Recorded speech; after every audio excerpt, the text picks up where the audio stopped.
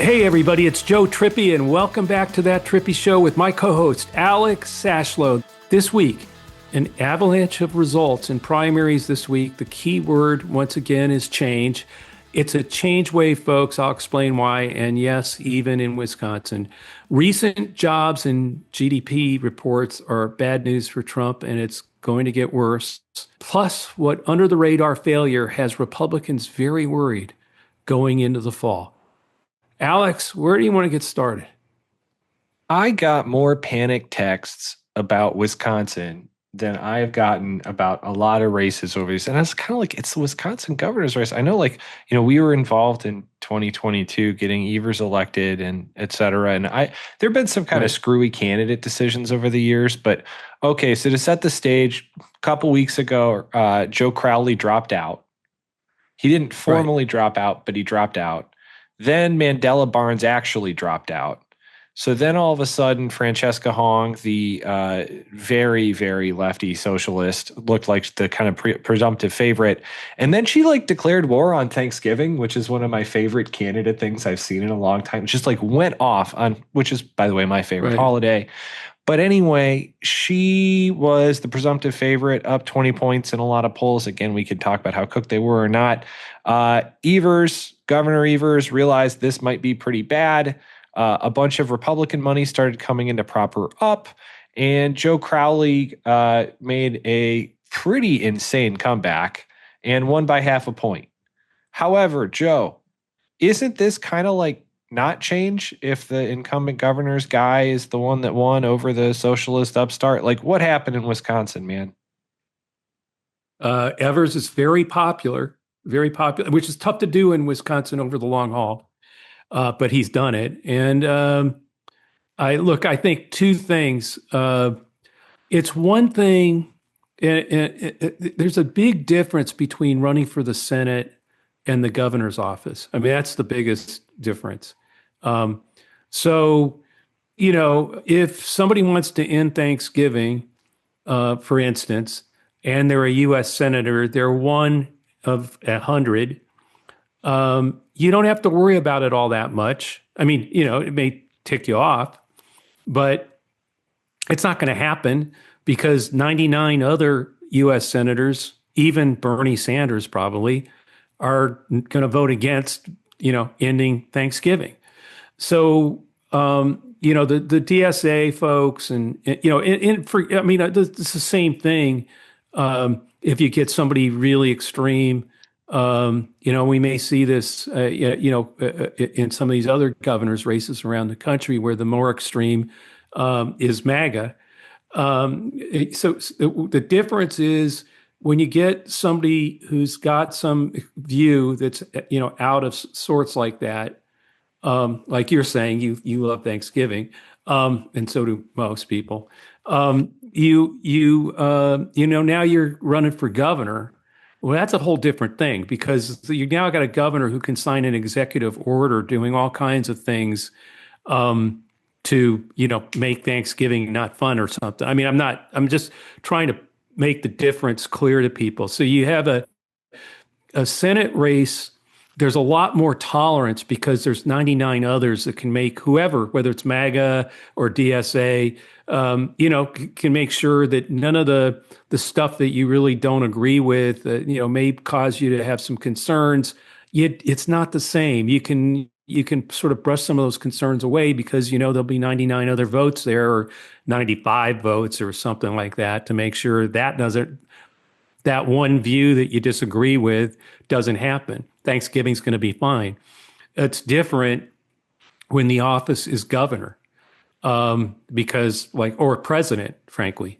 And so I think that explains a lot about why Crowley defeated her and why somebody like El Sayed in Michigan wins the nomination for the U.S. Senate. So, okay, you got Wisconsin. Then right next door, in a state that is starting to politically look pretty similar. But Peggy Flanagan destroyed Angie Craig in the Senate primary. It was like a 20-point blowout everywhere. And Angie Craig's whole thing was, I'm electable. Moderate. She's moderate. She's more electable. She'll win the seat. We need to win the seat. Is Is this kind of the end of that argument, given what we've seen in places like Michigan?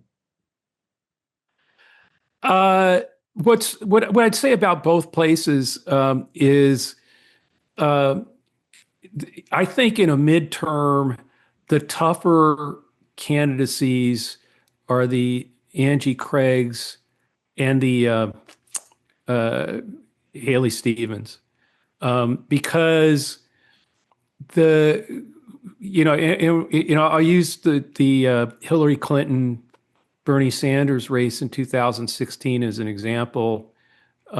You when the establishment candidate wins, it's usually the more purity litmus test voters on the left that stay home. And Right. so, Hillary wins the nomination in 2016. It's the Bernie bros, that wanted real change, particularly in a change election like this one. They want real change, and they aren't worried about electability. So when the thing that's interesting is when somebody like El Sayed wins, those people, I mean, the people who are like the most Right. driven by change, more than, hey, we just got to win this thing, the pragmatic, we have to win, they are going to come out. The people who voted for Haley Stevens, who were driven by her call for I'm more electable, et cetera, they want to win. And they want to make sure Mike Rogers and Trump it doesn't have a rubber stamp in the U.S. Senate. And so they come out. When the shoe's the other way, we've got tons of evidence. I mean, I can go back to 1980 with Ted Kennedy, who I worked for, running against Jimmy Carter because he wasn't liberal enough, wasn't left enough.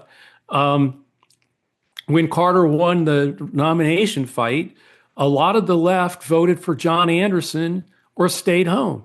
Guess what? Ronald Reagan. So you get this. It's the those kind of candidates who are actually driving more of the new people to the polls because they want change more than they are concerned about electability. Those people now have candidates, and the people who were worried about electability. Why are they worried about electability? Because they want to win this damn thing. They do not want someone who's going to be a rubber stamp for Trump. So they're voting too now. And so I actually think, that's why I think you saw in Michigan such a massive turnout, and why I think, given that dynamic, El Sayed has a better chance of turning out the folks that did not vote for him in that primary, Right. Than Haley Stevens would have. than Yeah. Haley Stevens would have. And so the same thing here with Flanagan and Angie Craig. I think the argument of moderation is more electable, particularly in a year like this, where I think across the board, we've been talking about this for months. I mean, in terms of how independents want change. I mean, this is a change wave. We've said over and over on this show, it's not a blue wave. This is independents, Democrats, a lot of, some soft Republicans starting to no, we just got to turn the page, man. And so the more you talk about electability and moderation, I think the less changey you sound. And also, by the way, we can go back even to Obama, the Hopi changey guy with that strange name back then, Barack Hussein Obama, that most of the establishment worried the country wasn't ready for a black guy. And frankly, a lot of them thought, well, the country's not ready for a black guy named Barack Hussein Obama. When he beat Hillary, all those change people were on fire. And by the way, all the electability, she's more electable, she's more whatever, Democrats, guess what? They turned out like gangbusters for Barack Obama. That's why what I'm saying is it works. Right. That it works when you have those arguments happening and you see people energized on both sides of the equation, like we've been seeing all this year, it tends to work to be a little. First of all, it's good for the party that you have that energy and that debate.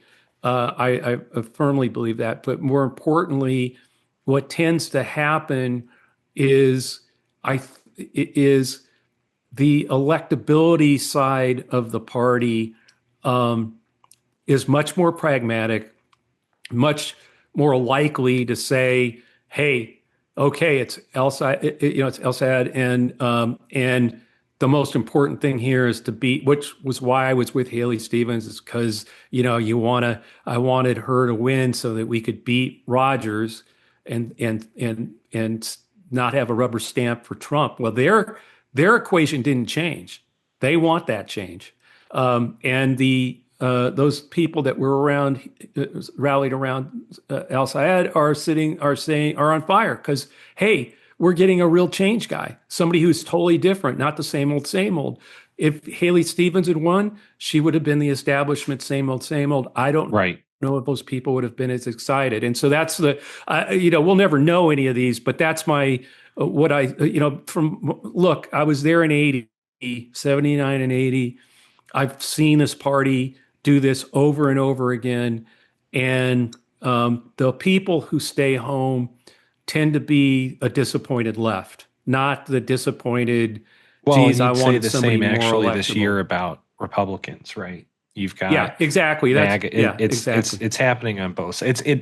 I have Except the not seen press, this for as connection made. usual. Yeah, right. Yeah. To your point, I no one is talking about how 10, 15, 20% of the MAGA base ain't gonna vote this year. And that's on top of Right. the Trump drop off anyway. So okay, Yeah. let me just put a kind of bow on this. So I also just want to mention Minnesota had insane primary turnout this year, especially early voting. There were like Yeah. 206,000 votes cast before election day, which is a huge record. So clearly there is enthusiasm. So we got, you mentioned Al Sayed in Michigan. We talked about Peggy Flanagan in Minnesota. I want to mention Connecticut. I don't think we've ever talked about Connecticut politics on this show, Joe. Like ever. Have I we don't think ever we have. mentioned anything in Connecticut? Okay. I used to. So I used to talk about Ned Lamont a lot, but not going this to year. say, Haven't not for a yet. long time. So, Yeah. okay, in Connecticut, there was one race that I thought was interesting. This isn't actually, I think, a new politics candidate too, but Luke Bronin ran against a 14-term incumbent who I think was 76, knocked off an incumbent Democrat in that race for a House seat. And then, so that adds up to, I believe, 7 House incumbents on the Democratic side have lost primaries this cycle, and 5 of them, I think, are older than retirement age. That to me just says change, change, change, change, change across the board. Well, I've, that's what all of it says. Yeah. but Wisconsin, again, I think you've got the way you fit that in makes sense. But let's now say, and well, I have a couple numbers from some youth polls, but let's now say change is it. What are we, now that the primaries that are telling us change is happening, what do we now look at for the next 80 whatever days? It's a change election.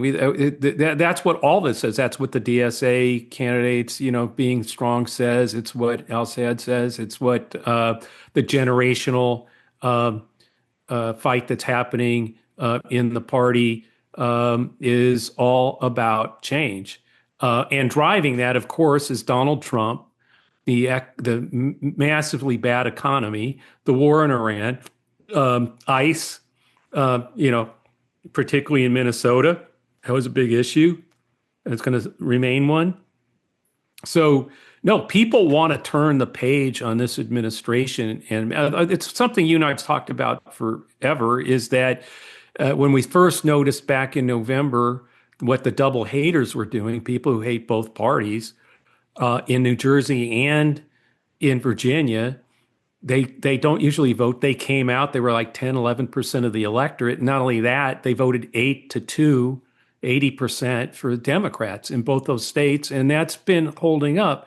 And what that said back then was, look, everybody talks about this toxic problem that the Democratic brand and the infighting and what's happening with DSA and all of that stuff. But the fact is, and I'm talking about polls and not beyond polls, actually voting results, you're seeing a hell of a lot more energy, a hell of a lot bigger turnouts, and more independents, et cetera, voting Democratic, not Republican. And you see the double haters lining up. That all just tells you that no matter how toxic the press wants to talk about, a Democratic problem, there in the last for probably 6 months for sure since the war, there's clearly another brand that has become far more toxic than the Democratic brand. And it's Trump and MAGA. Would you say it's Trump and MAGA, or is it incumbency? Oh no, it's Trump and MAGA has become the more toxic of the polarized brands for sure. Otherwise, he wouldn't be down at whatever like 18% approval with independents. Okay, yeah. So that's what I'm saying. So you're now looking at, so you look at that.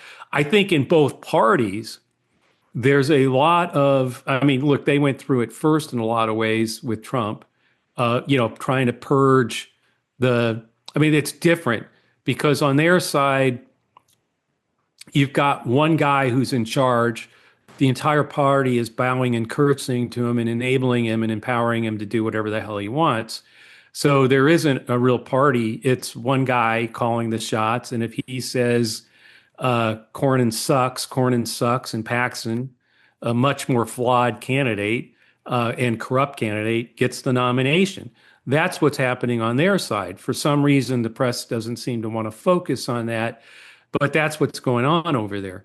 On our side, and basically that means the entire party now is Trump MAGA. There's no one left. They've purged all of them. Right. So that's what you're getting.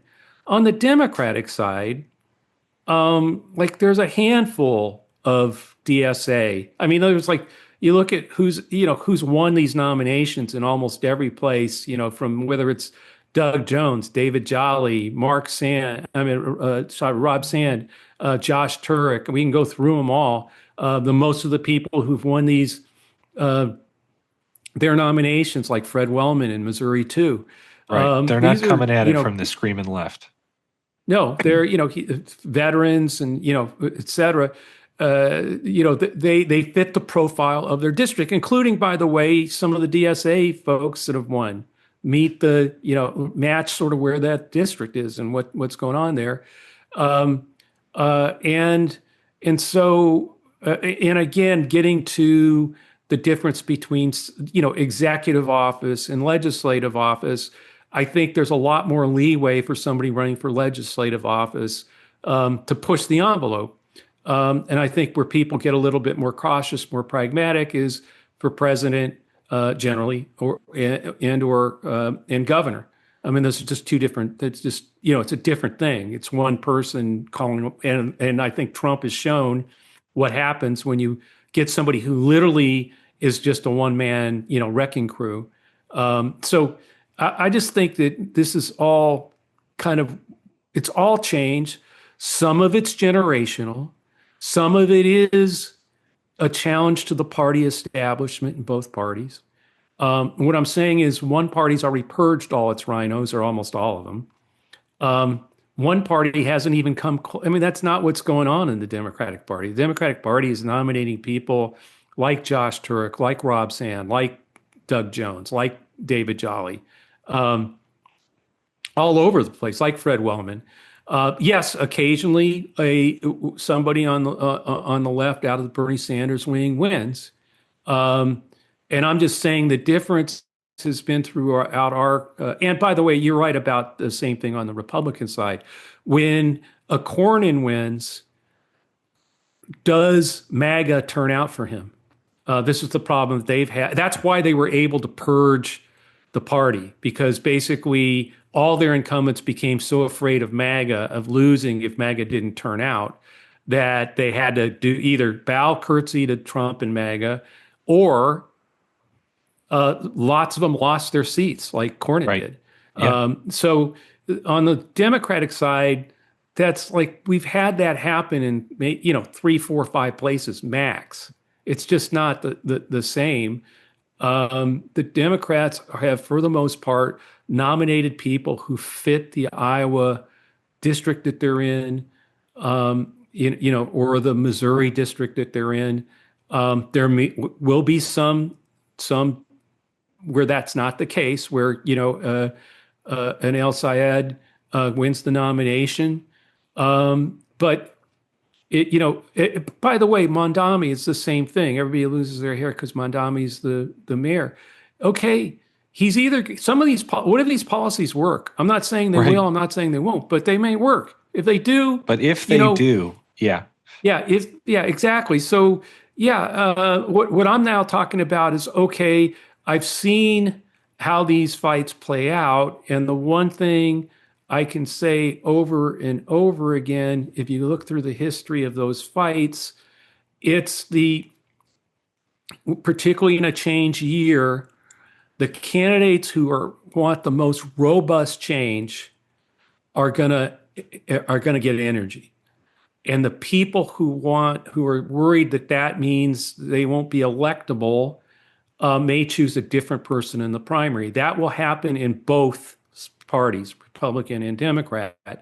The difference is in the Republican Party, it's death to not go along with your fringe. Right. I mean, And they've proven saw that that in South Carolina this last week. yeah, I mean, yeah, which by the way, yeah. that'll be So a weird one. There's a runoff yeah, with Lindsey yeah, Graham's sister. That one's going to be weird. yeah, yeah. And in our party, it can mean death. I mean, it can be problematic, but generally, the more pragmatic wing,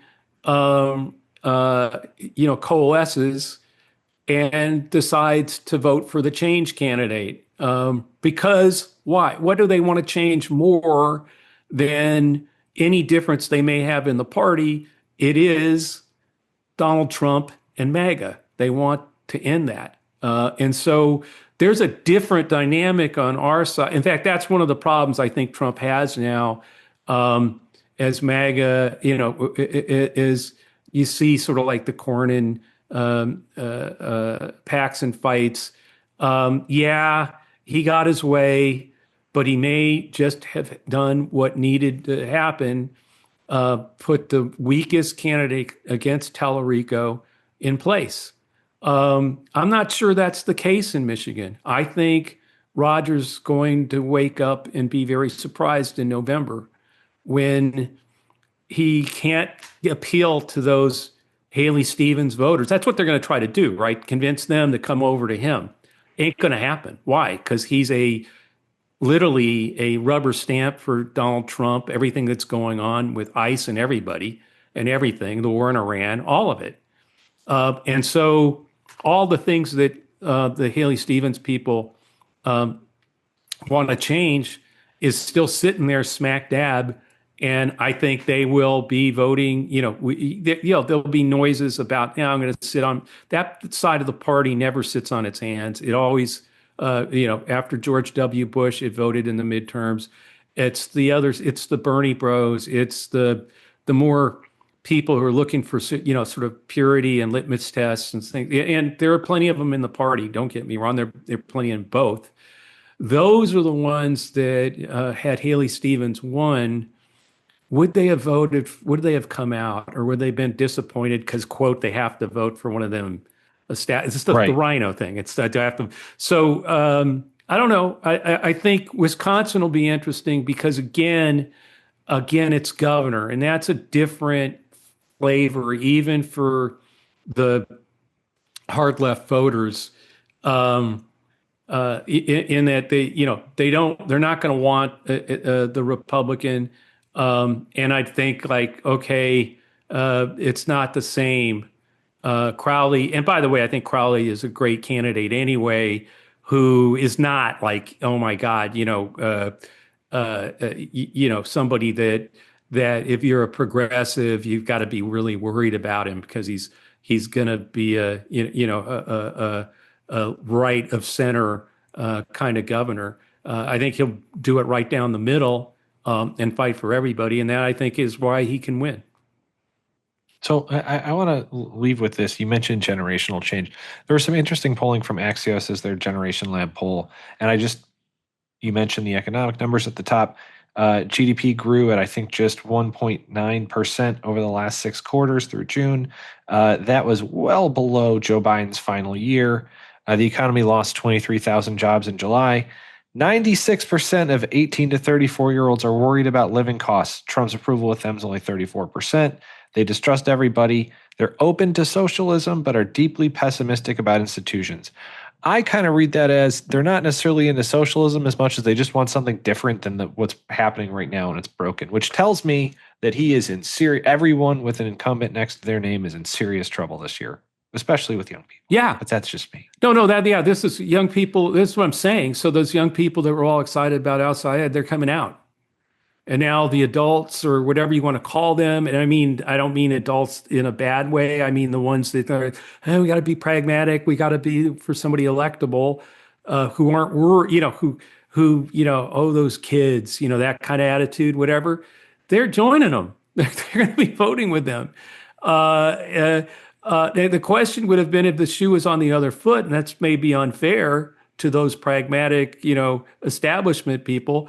But I'm pretty sure a lot of the 18 and 34 to 34-year-olds may have oh shoot, this is just the same old, same old. I'm going to stay home. That could be the difference in a place like Michigan, obviously, as tight as that state is in some of these. And that's why I think that vibrancy, those ideas that are and the concerns that these young people have are being heard by at least some, some of our nominees are clearly hearing those people, and they are responding with their votes. And when you have 96% of 18 to 34-year-olds worried about living costs, and a president saying nothing to see here, the economy is great. I love the inflation. I love the inflation. Yeah, I love the inflation. His approval with them, like you said, is 34%. His approval with independents, 18%. Yes, they broadly distrust both parties and both parties' establishments. But they're going to vote for change. And so, socialism, that's just, where it may scare, it may work for Trump and the Republicans to hit over again, to swing a baseball bat at socialists and communists. But I don't think that's going, I think with this group, 18 to 34-year-olds, that's change. That's change. It's new ideas. It's different. It's not the party establishment. It's going to cram stuff down my throat. Or people down my throat. This is actually a good question to end on. This is from Scott in Iowa, and I appreciate it's coming from Iowa. Chuck Schumer now faces the possibility that the very candidates who ignored or defeated his preferred choices could be the people who give him a Senate majority. What does that say about institutional power inside the Democratic Party? Can leadership still claim to know the safest path to a majority when voters keep choosing a different way, Joe? This is the problem with, the problem, and we've talked about this before, when you come up the leadership, and this is part of, I think, what's causing this. When you come up the leadership ladder in either party, it's about, working to control your caucus, control all those senators, get them in line, get them to vote a certain way, and also to be able to cross the aisle and go see Mitch McConnell or Thune or whoever's, on the other side at that point, and say, look, we got to do something for people. I can get 46 votes. Can you get me 6? Right. And, because we got to solve this budget problem or whatever it is. Well, those days are kind of gone. I mean, the days where, I don't mean gone, but like when you're in a change year like this, you got to remember, why are these 80-year-olds hanging on? Because they finally got to be chairman of a very powerful committee that they've served for 20 to 30 years on. and they're now chairman, and they can, and they want to hang on to that power. And part of the problem with that is, there's not a whole lot of new ideas after 30 years, 36 years, Right. even though you're on the same committee and, et cetera. And so, yeah, the people want new leadership.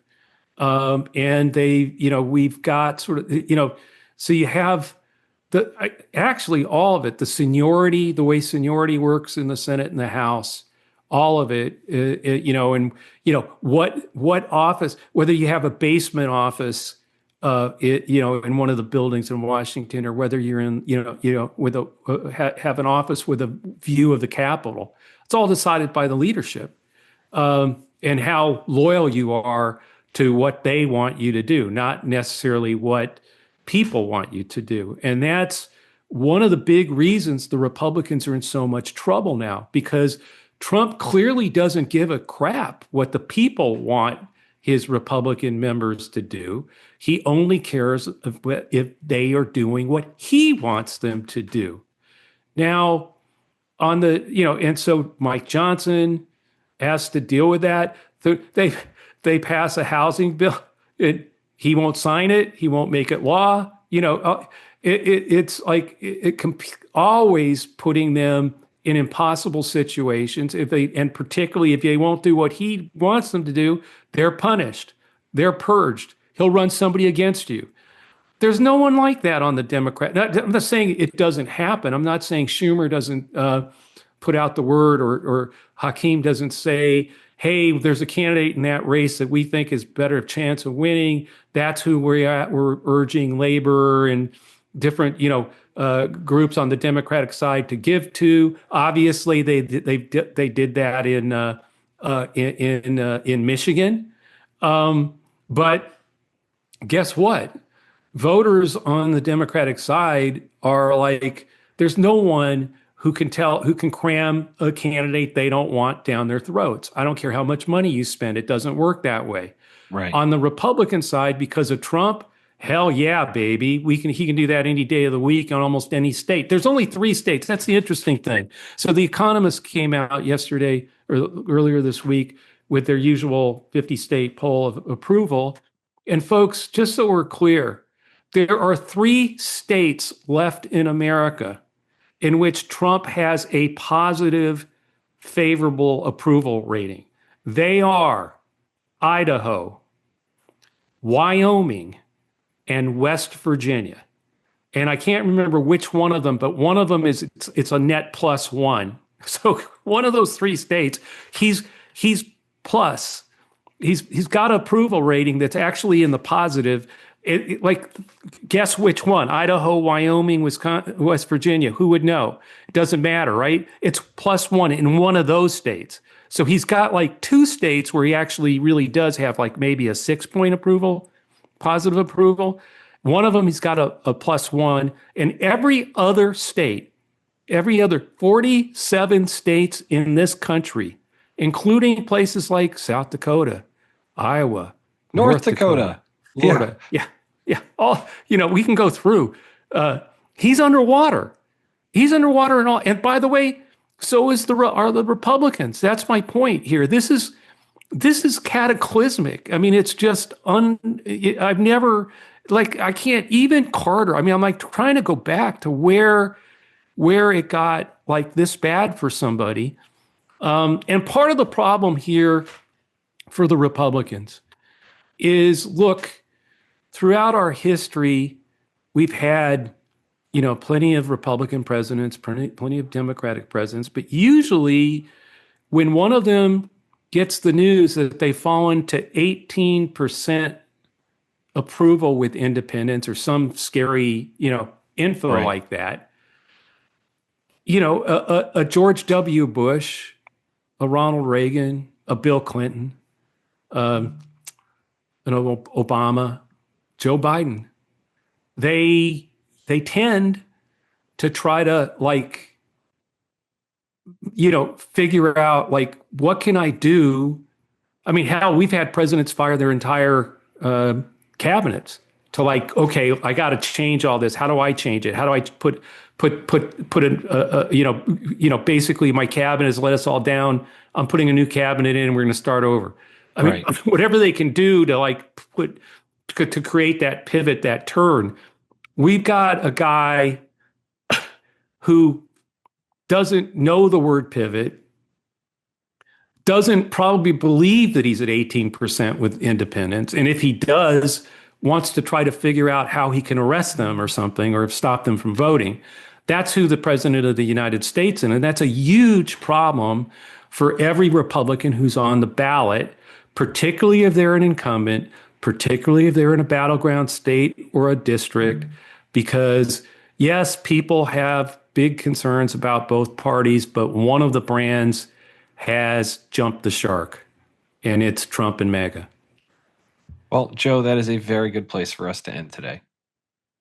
Well, thanks, Alex, and thanks everyone for listening to or watching That Trippi Show. Make sure to join us at sez.us. It's a civil social network for real people, not algorithms or bots, or the people who are putting in data centers all over the place so that they can crush your data and sell it back to you through advertising. And by the way, make you pay higher utility rates, screw up your water, and all those other great things, all in the guise of we got to beat China, when there's much better ways to do that and much better ways to use AI and to do all those things. But you got to start somewhere. So we're building a civil social network for real people. Hope you'll check it out. This podcast will always be free and is part of Lincoln Square. Check out the latest at lincolnsquare.media. Also, if you're listening to this episode on YouTube, please like and subscribe to get alerts when we post the next episode. You can always send us a question to thattrippishow@gmail.com or leave us a question and a review on iTunes. And Alex did a pretty good job of getting to several of them today. So we'll see you next week. Thanks, everybody. Thanks, Alex.